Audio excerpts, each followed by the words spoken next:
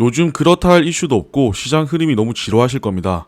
조만간 또 크게 움직이기 위해 숨고르기에 들어간 걸로 보이고 과열됐던 지표를 식히는 과정 중에 있는 것 같아요. 그런 와중에도 우리 리플은 열심히 일을 하고 있습니다. 리플이 지금 주력으로 밀고 있는 게 RLUSD인데 이번에는 XRP를 어떻게 추가적으로 활용할 수 있는지에 대해 재미난 실험을 하고 있더라고요. 이게 무슨 말인지 이번 영상에서 한번 살펴보도록 할 거고요. 31일에 중요한 발표가 있습니다. 바로 금리 발표죠. 아마도 동결될 가능성이 아주 높을 건데 트럼프가 파월에게 금리 인하에 대한 요구와 연준을 방문한 이후 첫 회의이기 때문에 더욱 많은 관심을 받게 되었습니다.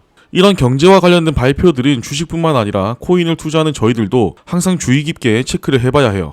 어떻게 해석하냐에 따라 관점이 달라질 수 있는 내용들이죠. 뿐만 아니라 투자 시장에 영향을 줄 수 있는 이슈들은 여기저기서 많이 나옵니다. 이런 부분들 개인 투자자들이 하나하나 체크해서 해석하고 매매하는데 반영하기란 쉽지 않으실 거예요. 저희 코미사 소통방에서는 그런 부분들 그리고 코인 시장의 흐름을 책임지고 있는 대장 비트코인과 현재 시장을 이끌고 있는 이더리움 움직임까지 체크해서 매일매일 브리핑 해드리고 있습니다. 뿐만 아니라 상승 가능성이 높은 코인들도 추천을 해드리고 있죠. 모두 무료로 운영하고 나누고 있습니다. 함께 즐거운 투자 해보시길 바라시는 분들은 아래 댓글에 있는 입장 링크 참고하셔서 들어오시면 되고요. 다음 주 토요일에 저희 코미사 분들과 1차 정모가 진행될 예정입니다. 만나서 차트 교육부터 코인에 대한 교육까지 알차게 시간을 준비했어요. 구독자분들 중에서 참석하기 희망하시는 분들은 소통방 입장하셔서 접수해주시면 되고요. 이것 또한 모두 무료로 진행하니까 너무 부담 갖지 마시고 편하게 입장해주시면 됩니다. 그럼 본격적으로 시작하기에 앞서 구독, 좋아요 한 번씩 눌러주시고 알림 설정까지 해두시면 제가 올려드리는 영상에 대한 소식을 보다 빠르게 받아보실 수 있습니다.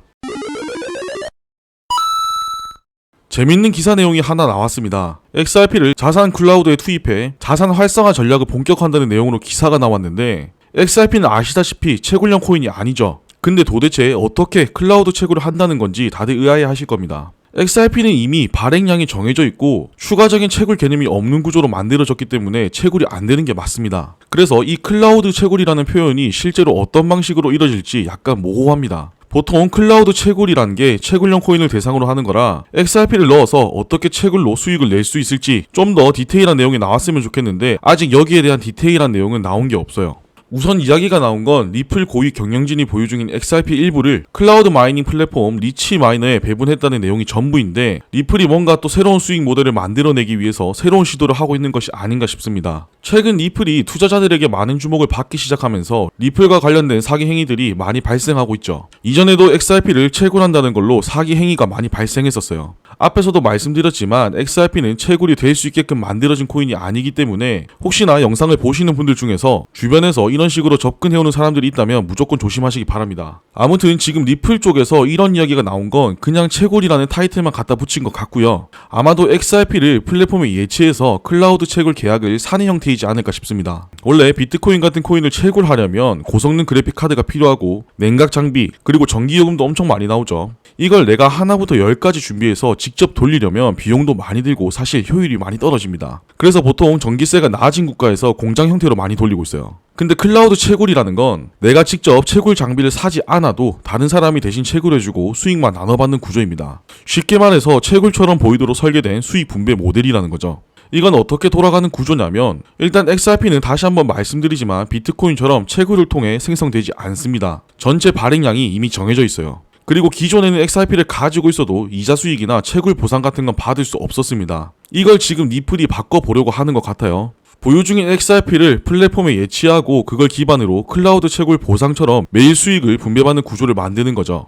그럼 분배해주는 수익은 어디서 나오냐? 첫 번째는 리치 마이너 측이 비트코인 같은 채굴형 코인을 따로 클라우드 채굴을 한 뒤 그 수익의 일부를 XRP 예치자들에게 나눠주는 방식입니다. 쉽게 말해서 XRP는 채굴 주체가 아니라 수익 분배 단위가 되는 거죠. 그리고 두 번째는 XRP를 담보로 다른 자산을 빌려서 운영하고 거기서 생긴 수익을 채굴 보상처럼 분배하는 구조일 수도 있습니다. 약간 디파이 예치와 유사한 방식이라고 보시면 될 것 같아요. 마지막 세 번째는 그냥 내부적으로 예치한 만큼 정해진 수량을 매일 지급하는 마케팅용 인센티브 시스템일 가능성도 있습니다. 이럴 경우에는 실제 수익보다 보상 구조가 먼저라서 지속성 측면에서 점검이 필요하겠죠. 그렇다면 왜 리플이 이런 실험을 시작했을까 궁금하실 거예요. 핵심은 자산의 비활성 문제에 있습니다. 리플은 XRP를 많이 갖고 있죠. 근데 그중 일부는 그냥 지갑에 묶여있는 상태예요. 예를 들어서 우리가 돈을 은행에만 넣어두고 아무것도 안 하면 그 돈은 아무 일도 안 하고 그냥 가만히 있는 거죠. XRP도 마찬가지예요. 리플이 갖고 있는 XRP가 아무데도 쓰이지 않으면 그건 그냥 쓸 수 있는 기회를 놓치는 거고 말 그대로 기회비용이 계속 생기고 있는 상태가 됩니다. 그래서 리플은 이거 그냥 묶어두지 말고 한번 굴려보자라는 생각을 한 것 같아요. 즉 보유 중인 XRP를 운영해서 수익을 내는 방식을 테스트해보고 있는 거죠. 그리고 이건 향후 리플이 추진할 자산 관리형 비즈니스로도 확장될 수 있습니다. 예를 들어 기관 투자자나 기업 고객이 XRP를 리플 측에 맡기면 리플이 그걸 운영해서 수익을 내주고 고객은 수익의 일정 비율을 가져가는 XRP 기반의 수익형 금융 서비스 모델로 업그레이드 할 수도 있다는 거죠. 만약 이게 성공적으로 정착되면 XRP는 운용 가능한 디지털 자산이라는 인식을 만들 수 있습니다. 물론 아직 초기 실험 단계이기 때문에 실제 수익률이 어느 정도인지, 위험 관리 구조는 어떻게 되는지, 법적 이슈는 없는지 기타 등등 확인해야 할 게 많습니다. 특히 XRP는 미국 내에서 증권성 논란이 계속돼 왔기 때문에 이런 자산 운용형 모델이 추가적인 규제 이슈로 번질 가능성도 염두에 둬야 하고요. 투자라는 건 어떻게 돈이 벌리는가 보다 어디서 리스크가 터질 수 있는가를 먼저 보는 게 중요합니다. 클라우드 채굴이라는 게 쉽고 매력적으로 보일 수 있지만 정말 괜찮은 선택인지 꼼꼼하게 확인하고 진행하셔야 해요. 만약 진행하시려고 고민 중이신 분들이라면 반드시 계약서 내용을 잘 읽어보시고 진행하셔야 합니다. 어쨌든 리플이 최근에는 RLUSD에만 초점을 맞추고 많이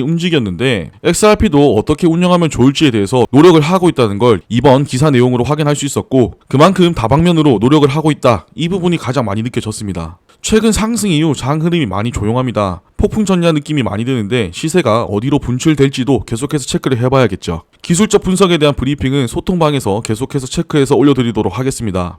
그리고 또 하나 지금 주목해야 하는 게 금리죠. 사실 이 부분에 대해서는 말이 정말 많습니다. 트럼프는 연준 파월 의장한테 계속해서 금리 인하에 대한 압박을 주고 있고 파월은 금리를 내릴 수 있는 상황이 지금은 아니다 이런 입장을 계속 고수하고 있어요. 바로 내일 7월 31일에 FOMC 회의에서 금리 결정이 있는데 이번에도 아마 동결될 가능성이 저는 아주 높을 거라고 생각합니다. 근데 이번 회의에서 내부 인사들끼리 이례적으로 반대 의견이 나올 확률이 클 것 같아요. 크리스토퍼 월러와 미셸 보먼 이 두 사람은 이전부터 금리 인하를 주장해왔던 사람들입니다. 만약 이번 회의에서 이 두 사람이 금리 동결 반대를 공개적으로 말하면 연준 내부에서도 의견이 갈리기 시작했다는 뜻이에요. 이렇게 주요 인사들이 공식적으로 반대 의견을 내세우는 건 30년 만에 처음입니다. 그만큼 이제 연준 내부에서도 금리를 내리는 쪽으로 생각이 갈리기 시작했다는 거죠. 그리고 이번 FOMC는 트럼프가 연준을 직접 방문한 이후 첫 회의입니다. 최근에 연준 본관 리모델링 비용 문제로 예산 초과에 대한 논란이 있었고 트럼프는 이걸 대놓고 파월에게 비판했습니다. 이거 말고도 전부터 트럼프는 파월한테 금리 인하에 대한 부분을 해임시키겠다는 협박까지 하면서 압박을 줬죠.